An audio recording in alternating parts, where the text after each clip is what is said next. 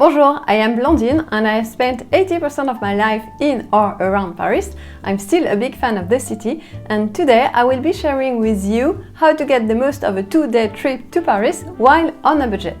Whether you're a student or a solo traveler or planning to visit with family, this video is packed with free visits, tips, so your wallet will be okay. So, I will give you day 1 and day 2 roadmaps and tips.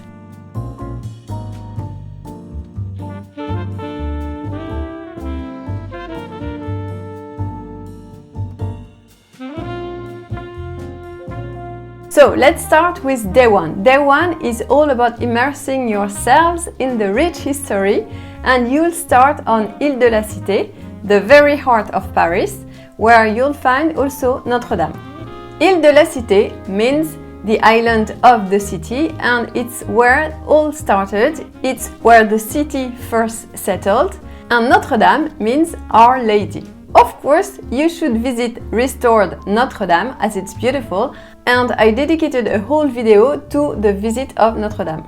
Notre-Dame is a free visit, and just next to Notre-Dame you will be also able to visit La Sainte-Chapelle, which is not a free visit and you should book a ticket for it, but it's worth your time as the windows are beautiful. You will be able to see the Middle Ages stained glass windows.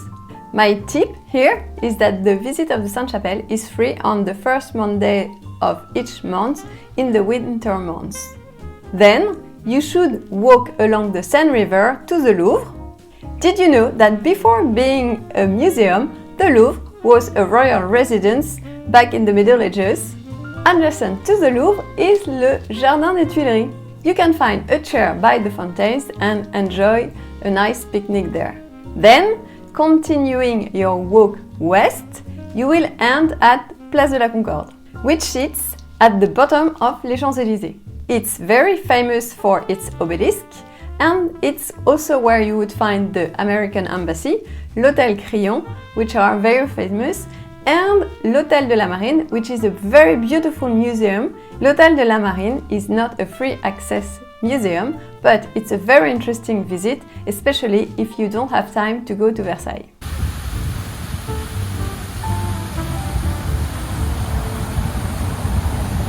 From there, you can spend time on the Golden Triangle of Paris, where you would find many luxurious stores or hotels. And here you would be able to visit a free great museum, which is Le Petit Palais.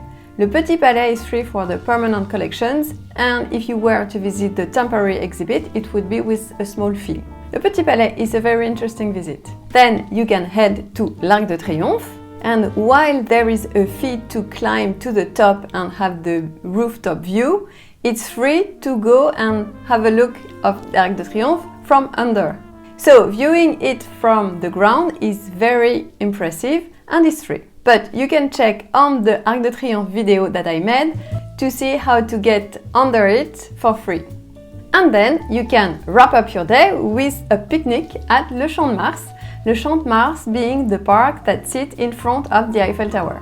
There again, you can go under the Eiffel Tower for free, just getting through the security. And there again, you can check out on the Eiffel Tower dedicated video. At that point, you might be exhausted, but you had seen a lot. Now, day 2.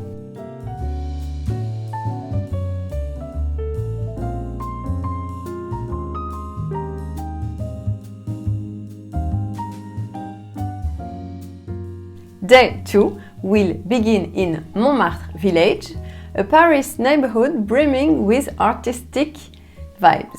You'll enjoy free panoramic views from Paris. You will wander through charming alleys and discover a small vineyard tucked in the city. Of course, as Montmartre is a very touristic place, visiting it first thing in the morning is a very good idea. There, on the Montmartre Hill, you will be able to visit the Basilique du Sacré-Cœur, the church, for free, and here in front of the church, the view of Paris is also very beautiful. After visiting Montmartre, you can go down to the Marais district, using the subway. It will take you around 35-40 minutes. And the Marais district is as much historical, as modern, as hype. There, you can have a picnic on the very famous Place des Vosges, a very famous square of Paris.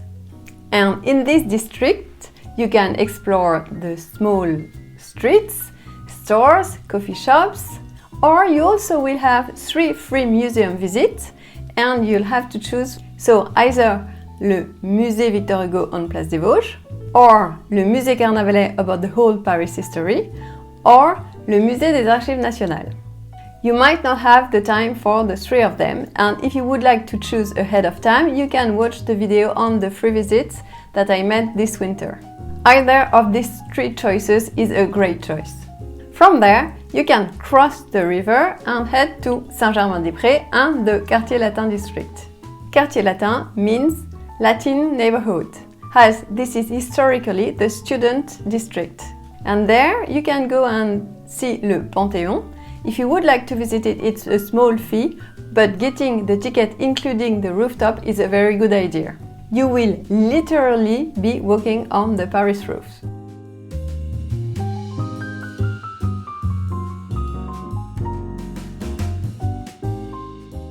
And then, just next door, you can visit for free the small Curie Museum. It shows old labs where radioactivity studies began.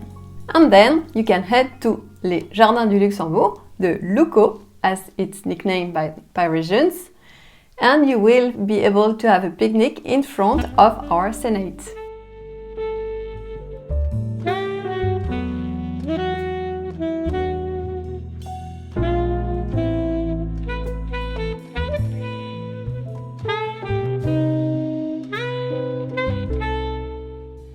At that point, you'll have done a lot without spending so much money, except maybe for a little purchase. I would easily get myself a pastry or a book, and I would be curious of what you would get you. I would love to read this in the comments, and it might inspire me for another video.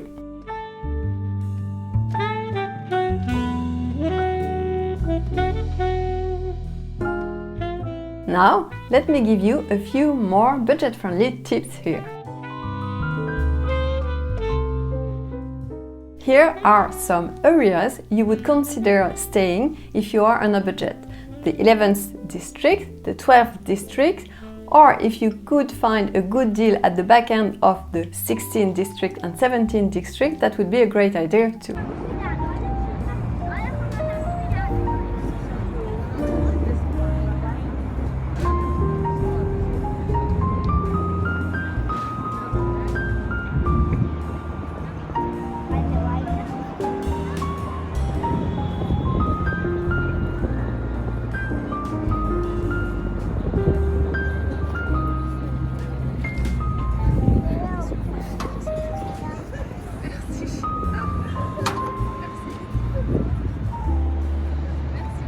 Paris is a walkable city, but still you can use bikes, the subway and the bus, and they are not so expensive. You can find much more details on the video I made this winter, Paris on a budget. For dining on a budget, you would want to check boulangeries, and they often offer meals at a very good quality price ratio. You can also check open air markets and little supermarkets to get picnic supplies.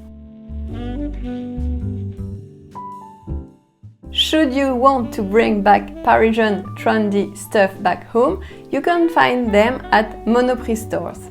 As per paying museums and monuments, they often offer a free day, and the free day is often the first Sunday of each month, some of them only in winter time, and some all year long. So, first Sunday of the month is usually a good idea to include in your trip. If you were to visit the city on a €3 bike tour, I made the video that gives you the itinerary and where to find bikes.